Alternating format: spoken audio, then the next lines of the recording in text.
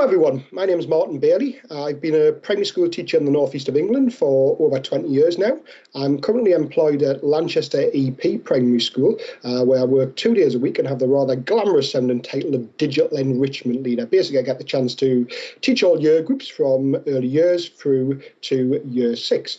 In addition to my role at Lanchester, I also run my own company, Animate2Educate, where I suppose you would describe me as a primary computing advisor or primary computing consultant, where I get the chance to visit schools all over the UK, all over the world at times, delivering pupil workshops and staff training around all aspects of using technology in education. And I'm also a lecturer at Durham University, where I deliver the computing element of the course to the primary PGCE and BA students. So today the session for you is a primary masterclass entitled Teaching with Technology. And over the next half an hour or so, we're going to look at about 10 different apps. And they're all apps that hopefully are going to be nice, quick wins, things that you can see and hopefully you can immediately implement in your classroom. So we're going to kick straight off. The first app we're going to have a look at is one called Maldive, or Maldive if we're being a little bit posh. So Maldive is an example of a pic collage app, and there's lots of these pic collage apps out there. I suppose pic collage itself being the most famous one. The reason I probably prefer Maldive is that even in the free version of that app, it doesn't sort of come like, splattered across the bottom like made with Maldive or anything like that. And lots of us probably have apps like this on our phones, on our tablets, sort of for personal use and in schools, but we probably do just use them for making a pretty picture collage. But I actually think that these type of apps get really underused in education, because what they actually provide is a real alternative way of recording. They give access to the curriculum for children that otherwise might find it a little bit tricky.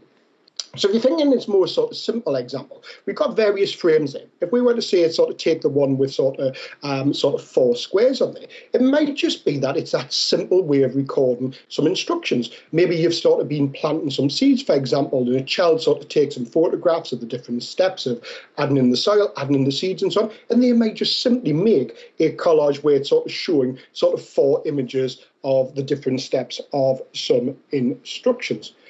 But also, these type of apps are great for giving a point or a purpose to your internet research. I go to lots of different sort of schools, and the head teacher will show us their plan, and you can imagine it'll sort of say, use the internet to research the Vikings, use the internet to research space. And I always say, like, what's the ...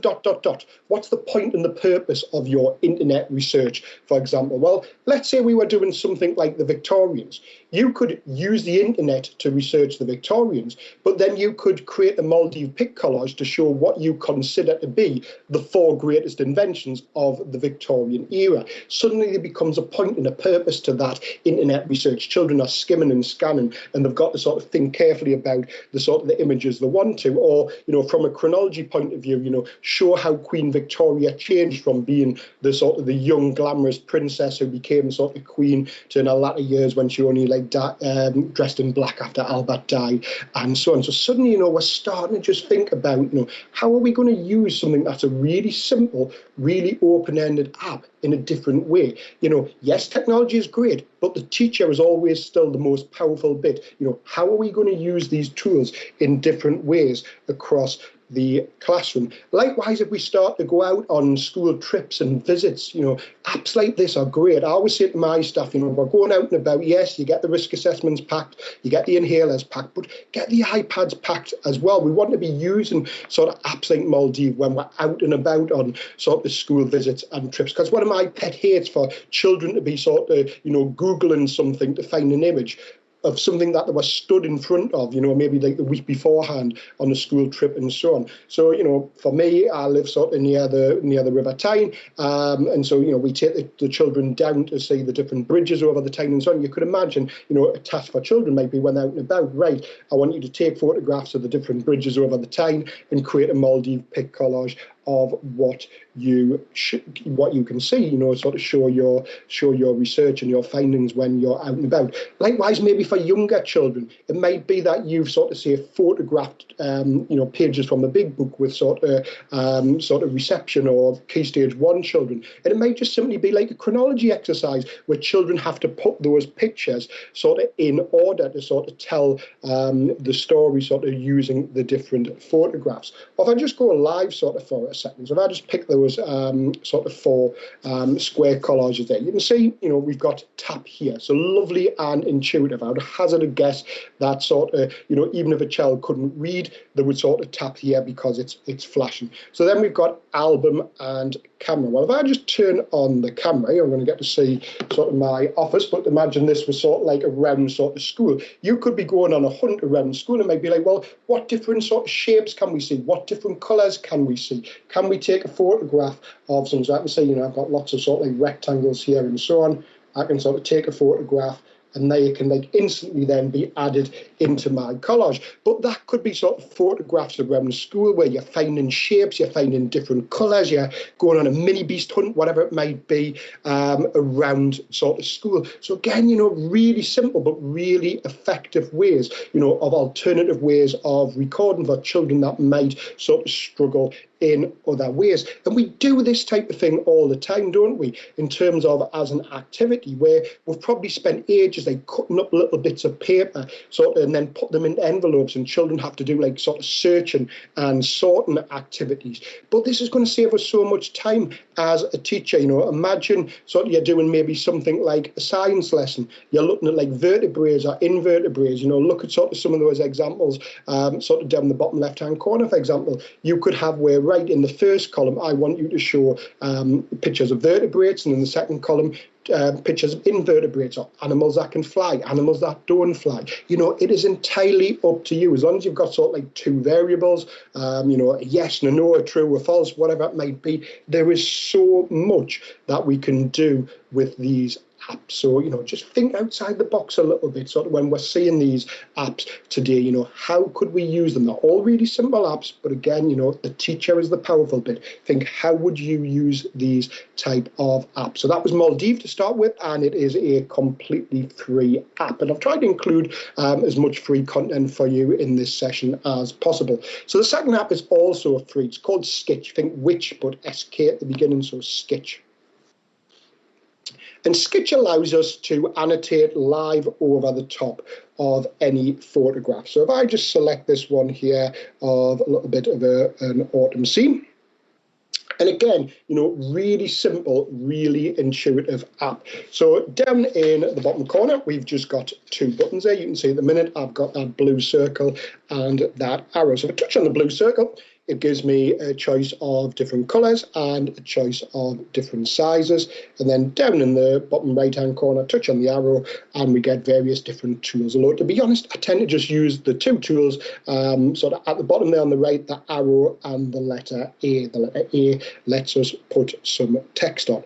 So basically, whatever you've got shown on the left and whatever you've got shown on the right is what you're going to get. So the minute I would get a blue arrow. So to teach the children that we draw from tail to point. So if I just sort of draw with my finger on the screen there, you can see I can draw an arrow pointing to the tree, and then if I just touch on the arrow in the bottom corner, click on the A, I can now add some text.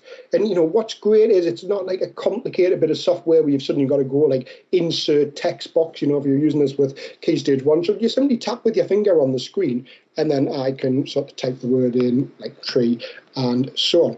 So if we sort of, you know, go to build this up a little bit, you know, it's actually about sort of teaching children even like sort of word processing skills, because what we're thinking about is when we're annotating, kids need to think carefully about sort of the colours that are involved, don't they? If you are doing a picture like this, it's no good using colours like sort of yellows and oranges and reds. They're unlikely to show up against the different autumn leaves. We're going to want those brighter colours like the pinks, the blues and stuff like that. So I'll maybe shift to the pink, put an arrow on, and I can sort of label the fence. But if I go back onto the letter A and touch on the screen, you'll notice it brings up the keyboard, but next to the space bar at the bottom of the keyboard there, we've got a microphone button. Now, this is not something specific to Sketch. This is something that sort of will come up whenever you bring up the keyboard on any application, and it uses voice to text. And again, I think this is a tool that we should be using to sort of make sort of different applications sort of accessible to all. So whether it be because just simply the age of a child hasn't got the vocabulary yet, whether it be because they are SEN, EL, whatever it may be, voice to text can be really useful. I've got a pretty strong Northeast accent, so if it can understand me, it will pick up sort of most of your children. So let's give this a go. It's obviously a live demonstration. I'm just going to touch the microphone button and say wooden fence, and let's see what happens. Wooden fence. There you go, you know, pretty good there in terms of sort of being able to add in different bits of text. So, you know, when we're seeing these apps again today, you know, think, how would you make them accessible for all? Yes, they're nice, simple and easy apps for us to use as teachers and for pupils, but there's still going to be bits where you're going to need those type of accessibility tools like voice to text to really make these things sort of useful for all of your pupils. So again, a brilliant app for using when you're out and about on a school trip, but it may be that you've supplied children with an image in the classroom, or they have found an image where, say, for example, they're going to show how the water cycle sort of works, showing the processes of evaporation and condensation, precipitation, and all these different things. Or again, it might be as simple as you are photographing a page from a book and the children are annotating it to sort of show the different word types, the adverbs, the nouns, the adjectives, and so on. So again, once more, the teacher is the most powerful bit. It's not about that this app is sort of linked to any one particular subject or any one particular area of the curriculum. It's a very open-ended app, and these are my favorite types of apps. So a couple of free apps to start us off with there. We had Maldives and then we had Sketch. The next app is a paid app, but it is one of my favorite apps, ones I've found really useful in recent years. It's called Pixmatic, P-I-X-O-Matic.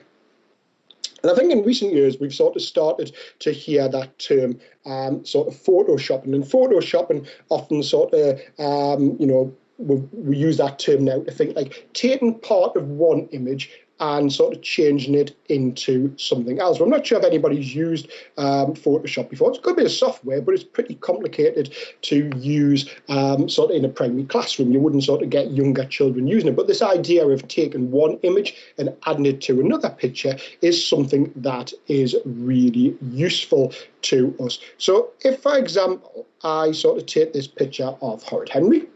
This was just a picture I found online, and you can see when I load in that picture, there's different tools along the bottom. Now, it might look a little bit complicated because there's lots of different icons there, but it's actually a really simple app to use, and the only main icon we need to use is that first one where it says cut. So if I click on the cut button, you can see at the bottom, I get to change the size of my brush, but if it's around about a quarter, third of the way along, that's ideal. So I'm just going to draw a very rough sort of line around the outside of Horrid Henry here.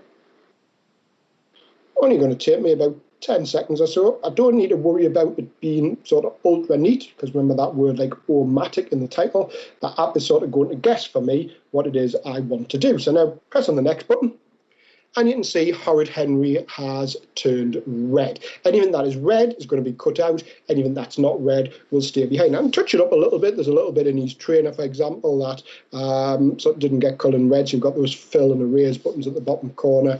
I could do the same sort of with his finger if I wanted to, but I'm not worried for demonstration sort of purposes.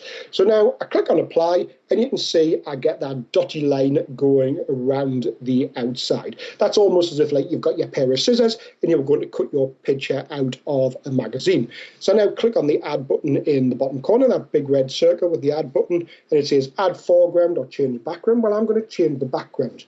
So they're imagining that sort of Horrid Henry had come to visit me at my school. So this is Lanchester EP, my school in County Durham, and so now I've got Horrid Henry sort of looking like he's outside of my school. And I can sort of pinch and zoom to resize him a little bit, sort of there, and he is on the playground there. So this app is really useful both as a teacher stimulus, but also for getting sort of pupils to use it as well. So we've got things like World Book Day coming up in February. And I remember last year when it was World Book Day, we had the children where they brought their favourite book characters to the school. So they were going around school taking photographs on the playground, in the library, the hall, and so on. And then they found images of different sort of characters from storybooks that they liked. So we had things like, the BFG sort of in the school playground, and then they added filters to make it look like a Quentin Blake illustration and so on. So I'm just going to save this image, and I'm actually going to save it a couple of times, because we're now going to do something called app smashing. App smashing. I'm going to get done with the kids now, sort of using this terminology. And app smashing is the technique of combining two or more apps to get the end results. I'm going to show you really a couple of simple app smashing techniques using this image that I've created here with Horrid Henry. So first of all, if I just go into my photos and find that image, well, I'm sure lots of you are used to how we add a filter. So when I press the edit button, we'll get these different tools around the side. And on the left-hand side, we've got three circles sort of overlapping. It looks a little bit like the Olympic rings, but with just three of them. Click on that one, and this gives me different filters. So I'm going to just first of all make that into a black and white image, and I'll save that. And then I'm going to go back into that app Maldives that we were looking at just a minute or two ago. And I'm just going to add in that one picture that I've just created. So I'm going to tap here into the album and find that black and white picture that I've just added in. I'm just going to adjust the frame size a little bit so that I can see it all. I'll get rid of the border there. And then on Maldives, we can add a little bit of text as well. So when we were looking at the examples before, somebody might have just put some simple numbers to sort of show some steps of instructions. They might have added labels to things. But on this one, if I just go on the A's, I'm just going to put in here something like playground cam 1 for 42 AM. And I'll just change the font to make it look a little bit more like a security camera. And maybe move that down into the bottom corner. And if I just save that, go back into the photos again. Imagine sort of like children coming into school in the morning, something like a year 1, year 2 class, and sort of think of the sort of the stimulus and the sort of the hook there. Oh, look what the CCTV cameras picked up sort of last night. The caretaker's just shown me Horrid Henry's visited our school. Imagine the stimulus then sort of for younger children in terms of their writing, if they'd had this sort of hook of, the favourite characters coming to visit school. But obviously you could use Pixmatic for absolutely anything. It doesn't have to be book characters, but it's just a really simple and effective way of taking sort of one part of one image and adding it onto another. But when we add sort of this idea of app smashing, then apps can go from being good to being great. So that was just a simple app smash. Another app for us to look at, another free one, is called enthused. Enthused. So there.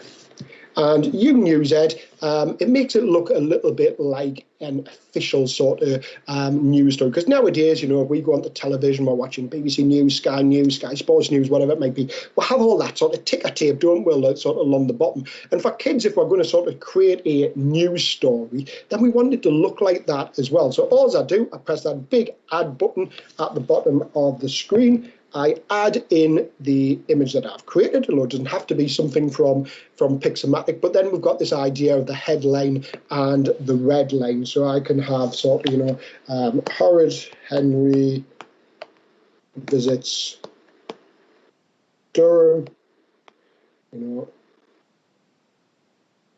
pupils warned about new student. And to save it, it's just the big tick there at the bottom. Save that in the photos, and that image will now have been saved onto my device there. So, again, think about how you're going to use this. Is it going to be as that sort of teacher hook, the stimulus for the lesson? Are you going to let sort of the pupils sort of create things using these type of apps? I tell you, it's really good for sort of like an online safety point of view, like almost that idea of fake news. that we now talk about. So often I sort of link sort of this to different topics. So when I was doing space with my year 5 pupils a few weeks ago, and that, you know, we had like UFOs and flying saucers and aliens and stuff like that coming to the school. But it really teaches them that idea of be discerning and evaluating digital content. We've just got to stop and question sometimes, don't we? You know, is things that we see online always true? So, you know, it has that sort of two uses, the app, great as teacher stimulus, but also brilliant for sort of pupils to be using as well, and getting them thinking and realizing just how easy it is to manipulate things that are digital. So those first few apps that we've looked at have concentrated predominantly on the sort of the photography side of things, and it is really important that we give children like the ability and experience of sort of manipulating photographs, because we take so many photographs nowadays, but you know, a lot of the time it's just the adults in school sort of taking the images, not the children who don't get the chance to do anything with them. But we're now going to think about sort of videos. So again, you know, we take a lot of video footage in schools, and lots of the topics that children sort of look at, that they learn about sort of in school, has sort of video footage associated with it.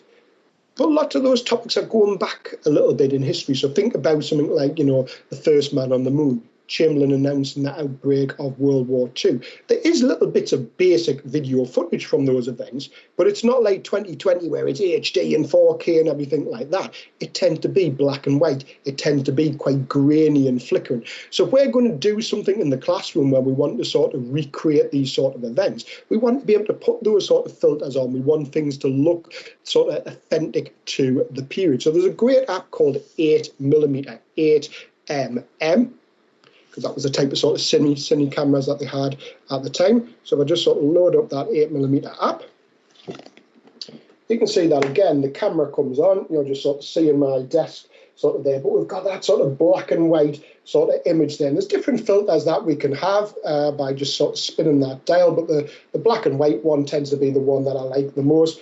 Imagine that you had a group of sort of children and you were recording them sort of being like Neil Armstrong walking across the moon. And it's just literally as simple as pressing the red button to record and then the red button again to stop. But we can flicker as well. You've got that sort of cream sort of button down in the bottom right-hand corner. So using something like that, you know, suddenly gives you that really authentic sort of footage that you're going to get if, like I say, you're doing topics like sort of the first man on the moon or whatever it may be. And again, you know, beautifully simple to use. It's literally just red to record and red again to stop. So that was 8mm, 8mm, great sort of video app that you can use linked to sort of you know, various different topics in order to bring your curriculum to life.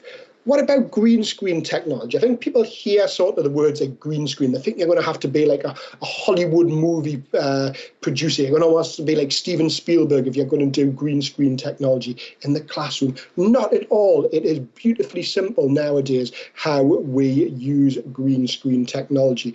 And the only app I would ever recommend from a green screen point of view is an app called Green Screen by Do Inc.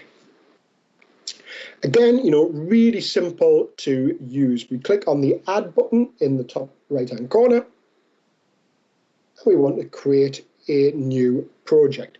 Now, I often say that sort of creating green screens a little bit like making a sandwich, in that you have different layers. You can see at the bottom of the screen there, I've got like the sort of the 3 different layers with the add button next to them in the bottom right-hand corner. So in terms of getting your content, you would just use the normal camera app on your device. So whether you take a photograph or you take some video footage, so you've got that in advance. So now you need to add in your content. So if I go to that top layer and I press the add button, and then it's given us a choice between videos and photographs. It works in exactly the same way. I'm just going to demonstrate with a photograph, but it would work exactly the same if we were adding in some video footage. So I'll go into photos, and in my BettFest folder,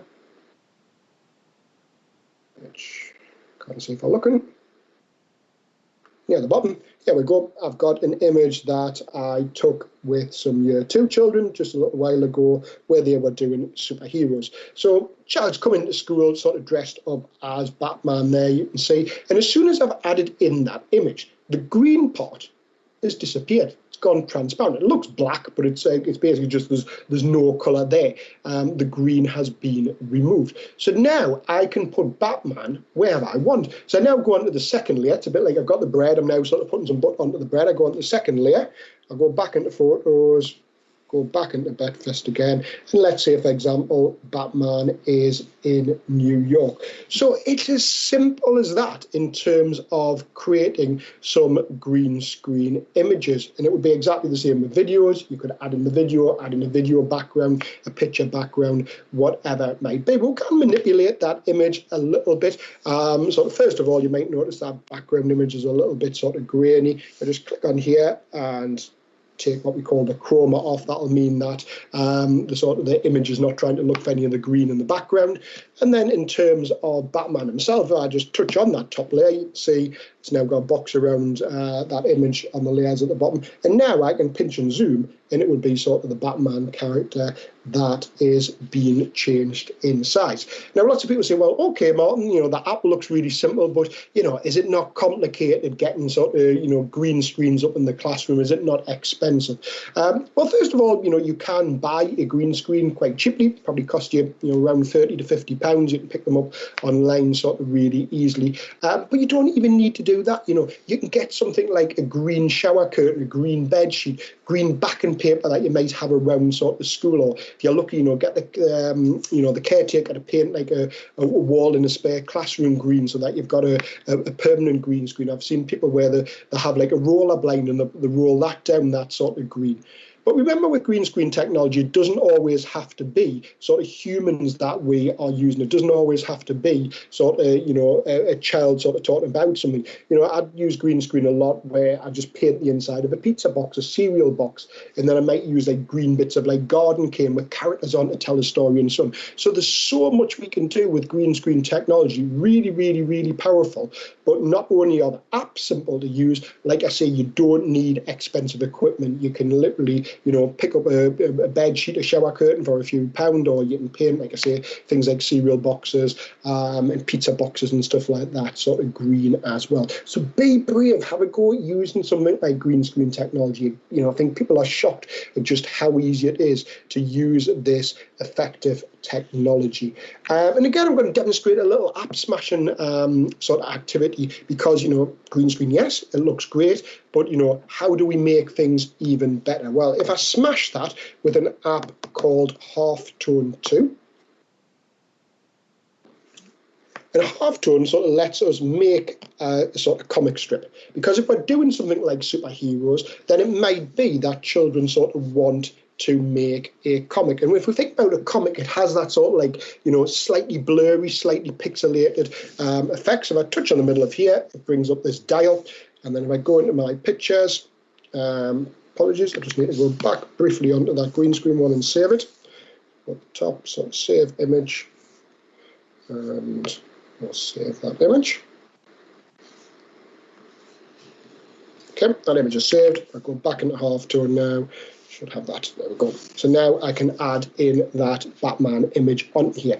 But if it's a comic strip, I'm going to want like the kapows and the bams and everything like that. So you can see about halfway down the right-hand side where it sort of says bam, and I can pick sort of like different sort of effects to put on here. Again, I can sort of pinch and zoom. But then I might want a little bit of text on there. So I touch on the speech bubble, and I can write in here.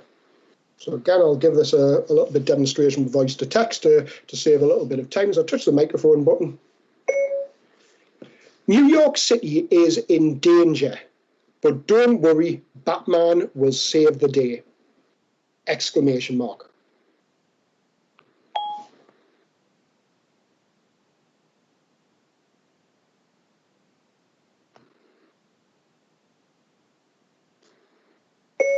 New York City is in danger, but don't worry, Batman will save the day! Exclamation mark. Press done, and then that comes into there. I think I forgot to press done the last time. That was why it didn't sort of appear sort of on there. So, really simple and easy to create something. And now when I click on the save button at the bottom, I'm going to go share, it talks about there like the halftone dots being on. If I click share, save that image, go into the photos. And you can see there now, I've got that image created and it actually sort of looks like a comic strip with the little dots on and everything else. So again, a bit of app smashing there using green screen and half-tone app. Looking at one now, another free one for you called Shadow Puppet EDU. And Shadow Puppet for me is a very basic and simple multimedia presentation app. When we're thinking about multimedia presentation for younger kids, we want to be thinking about predominantly like voice and text. So let's say, for example, children had been planting seeds and they've taken some pictures where they've been sort of planting some seeds and they've got those pictures there. So I've got some pictures in here. So let's say, for example, I've got my seeds, I've watered them, and I've put them on the windowsill. So I've selected those pictures, and I've pressed next. All we're now going to do is I'm going to talk over the top of these images, and I can pinch and zoom sort of while I'm doing it. You can see on the right-hand side there, you can add a little bit of text and some sound as well. But I'm just going to keep it nice and easy. So I'll just press the start button. Tells me I'm recording in 3, 2, and 1. First, take your packet of seeds and sprinkle your seeds on top of the soil. Now, if you're doing this with children, they could press pause and go on to the next slide. I'm just going to sort of carry on here and press the arrow. Next, take your watering can and add some water under your soil until it is nice and wet. Finally, put your plant pot onto a windowsill where hopefully it will get lots of light and warmth. Stop recording, press save, and that is then instantly going to be turned into a video. One, first take your packet of seeds and sprinkle your seeds on top of the soil. So you get the idea how simple and easy it is to use something like that. You know, that is Key Stage 1 multimedia presentations. We don't necessarily want kids adding in loads of text, but the best apps can be used with children of all ages. Yes, brilliant app for younger children, but you know, older children can use that app equally effectively in lots of different ways too. Penultimate app is a one called Foldify. Often we sort of find it quite easy to link literacy in other parts of the curriculum, sometimes a little bit harder when we're putting numeracy across the curriculum. So Foldify is a really great app. And it's really useful for teaching those quite tricky, quite abstract techniques of looking at how a 2D net links to become a 3D shape, because they're all things that we do in the classroom. But, you know, if all we're doing is like worksheets, activities and books, children are not getting that kinesthetic experience. They're not being able to actually sort of touch the faces, the edges, the vertices and everything else. But if we use an app like Foldify, then they can actually be designing their own sort of 3D shapes that then sort of print out with a good sized tab that then construct and so on. So you've got lots of different sort of shapes, from your standard sort of 3D shapes up to sort of characters and so on. I'm just going to demonstrate with the cube. So you can see when I load up Foldify, on the left-hand side, I've got the 3D shape, which I can rotate, and on the opposite side, I've got the 2D net. So I call it the old Guess Who face. So I can touch on the glasses and the moustache there. And I've got all these different sort of features that I can drag in. So if, say, for example, like a child's interested in something like Minecraft, you've got that sort of like Minecrafty type sort of designs, and I can just sort of drag those down and I can sort of pinch to resize them. But it's really good in that you can see that sort of link between the 2D and the 3D. So now I can sort of say, well, which of those faces on the 2D do you think would be like the top of that cube? So you've got that idea of like where the green's touching. So, right, I think it's going to be that one there then, and so on. So you can see how you would build this up, and you could add in sort of, you know, eyes and noses and mouths and everything else sort of onto there, and children could print out and sort of make these characters, which again, you know, real sort of stimulus and sort of hook to things. But you might have noticed at the beginning there, I've got, like, it says photos, I've got the camera icon and I've got the album again. So again, you know, children could have sort of maybe done some research. I mentioned like the Victorians there before. It could have been, instead of making a mouldy pic collage, it could be, you know, research the Victorian period and create a Foldified cube to show what you consider to be the 6 greatest inventions of the Victorian period. Or you might click on the camera and take photographs of different children on a table, and then you might make almost like a choosing dice, where you roll the dice to sort of see, which child's going to be partnered with who as a talking activity. So that was Fortify. And then my final app, I want to end with a free one for you again. One of my favourite free apps is called Chatterpix Kids. Duck, moose. If you hadn't guessed, it was made by a company called Duck Moose. And what Welcome to Chatterpix. What Chatterpix allows us to do is simply sort of draw a straight line on any inanimate object, and it is then going to create a mouth for us that we can make talk. So normally if I was doing this sort in the classroom, I would click on take photograph, and children might take a photograph of an object in the classroom. Or could be say like something like a painting. Children, particularly younger children, will paint something, and in their head they think they've got the the most brilliant sort of paint ever, but you're really not sure what it is. But if they sort of bring it to life, they can talk about it. But I've done things like where we'll go out in the school grounds and we'll take a picture of the tree, and the tree suddenly starts talking about what happens when the children go home and the different nocturnal animals that come out and so on. So when you click on take a photo, it brings up the camera on your device. If I just cheat a little bit there and touch on the bottom left-hand corner where I have got the gallery, and if I go into BettFest, here I've got a picture of an apple. So imagine that it being like a photograph that I've taken in the classroom. We're doing something like healthy eating in a science lesson. So you've either photographed a child, they photographed each other holding different bits of fruit and so on. And you can see now I've got the apple on the screen. And again, even if children can't read, I'd hazard a guess that they're going to press on the next button in the top right-hand corner. And now all I do, I just draw a line with my finger roughly where I want the mouth to be, something like that. And once I've drawn the line, the microphone button at the bottom lights up and goes red. Record in 3, 2, 1, go! Hello, I'm an apple. I'm very healthy for you. You could eat me as one of your 5 a day. Hello, I'm an apple. I'm very healthy for you. You could eat me as one of your 5 a day. So again, beautifully simple, but really highly effective app. And you can even add in things like sort of eyes and noses and mouths and everything else to sort of really add something to these different characters there. So that's been a real whistle-stop primary masterclass, but hopefully in the last sort of 30 minutes or so, you really have realised the benefits of teaching with technology. Loads of the things that I've shown you today have been free of charge, and even the ones that are not are relatively low cost, but hopefully there's something in this session that everyone has found useful and that you can take back and sort of almost instantly use in the classroom with pupils of all ages. So I hope you found the session useful today. Again, my name is Martin Bailey. You can find me online at the likes of Twitter and Facebook at Animate2Educate, and I hope that our paths will cross again soon. Thank you very much, everyone. Hope you've enjoyed the session.